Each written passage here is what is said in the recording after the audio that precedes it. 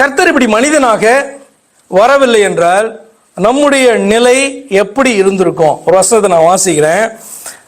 எபேசியர் 2:12 இதை வாசித்து நம்ம ஜெபம் பண்ணி முடிக்கலாம். எபேசியர் 2:12. கர்த்தர் ஒருவேளை அதிசயமாக 2000 வருடத்துக்கு முன்பாக தம்முடைய வாக்குத்தத்தத்தை நிறைவேற்றும்படியும் நம்மை ரட்சிக்கும்படியும் மீட்கும்படியும் இந்த பூமியில மனிதனாக வெளிப்படவில்லை என்றால் நம்முடைய நிலை இன்றைக்கு வாழ்ந்து கொண்டிருந்தால் எப்படி இருக்கும்?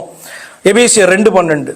அக்காலத்திலே கிறிஸ்துவை சேராதவர்களும் இஸ்ரவேலுடைய காணியாட்சிக்கு புறம்பானவர்களும் வாக்குத்தத்தத்தின் உடன்படிக்கைக்கு அந்நியரும் நம்பிக்கை இல்லாதவர்களும் இவ்வுலகத்தில் தேவன் நற்றவர்களுமாய் இருந்தீர்கள் என்று நினைத்து கொள்ளுங்கள் என்று எழுதுறார். இப்ப இதுதான் பாத்தீங்கன்னா எல்லா மனிதர்களுடைய நிலையும். கிறிஸ்து இந்த பூமியிலே வெளிப்படவில்லை என்றால், தம்மையே நமக்காக தரவில்லை என்று சொன்னால் நம்முடைய நிலை என்னவா இருக்கும்?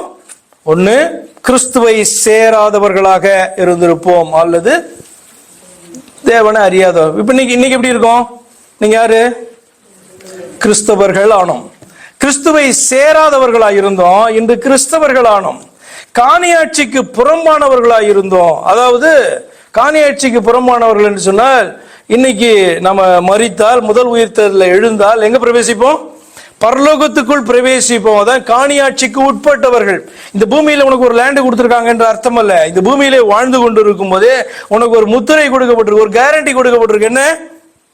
நீ என்றைக்கு மரித்தாலும் சரி, முதல் உயிர்த்தெழுதல்ல கிறிஸ்து வரும்போது எழுந்திருப்ப, அல்லது அந்த நாளிலே கிறிஸ்து வரும்போது நீ மறுரூபமாவ, வாட் எவர் இட் இஸ்.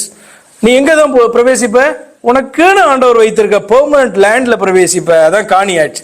அப்ப இந்த வசனம் சொல்லு, காணியாட்சிக்கு புறம்பானவர்களாய் இருந்தோம், இன்று ராஜ்யத்தின் பிள்ளைகளானோம்.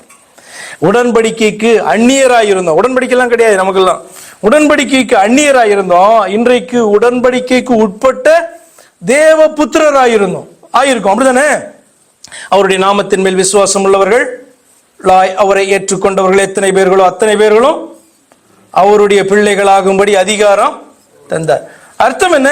உடன்படிக்கைக்கு தூரமாக காணப்பட்டோம். உடன்படிக்கைக்கு நமக்கு சம்பந்தமே கிடையாது. வந்தார், உடன்படிக்கை செய்தார், அந்த உடன்படிக்கையை ஏற்றுக்கொண்டு ஓடி வந்தோம், அவரோடு கூட ஐக்கியப்பட்டோம், அவரை அப்பா பிதாவே என்று சொல்லி அறிந்தோம். உடன்படிக்கையின்படி தேவ புத்திரர்கள் ஆனோம், அடாப்டட் சில்ட்ரனாக மாறி இருக்கிறோம். முன்பு நம்பிக்கை இல்லாதவர்களாக இருந்தோம், இன்று நமக்கு ஒரு முன்பு நம்பிக்கை கிடையாதுன்னா என்ன அர்த்தம்?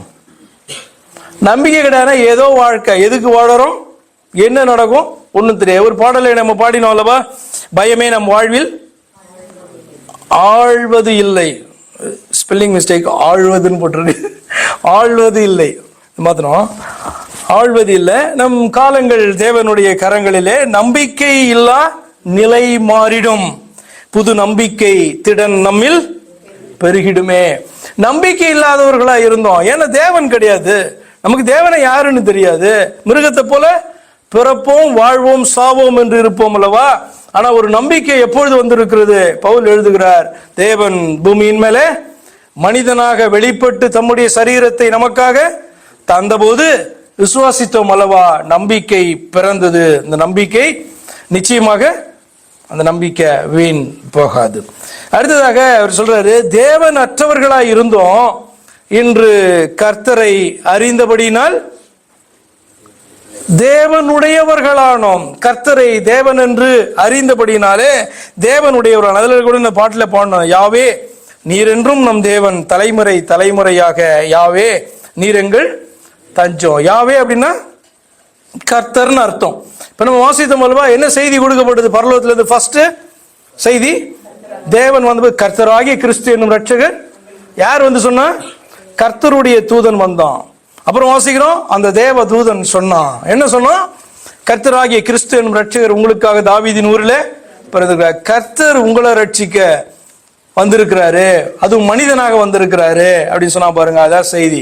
இந்த செய்தி தான் தொடர்ந்து அந்த நாளிலிருந்து மனு குலத்துக்கு அறிவிக்கப்பட்டு கொண்டே வருகிறது. இந்த செய்தி பல விதத்துல அது திரிக்கப்பட முயற்சி செய்து கொண்டே இருந்தாலும், உண்மையா இந்த செய்தி உங்களுக்கு தெரியணும்னா நீங்க வேதத்தை வாசிச்சீங்கன்னா, வந்தவர் சிலுவையிலே நமக்காக சரீரத்திலே தோங்கினவர் பரலோக சிங்காசனத்திலே வீற்றிருக்கிறதான அதே தெய்வம் தான் என்பது உங்களுக்கு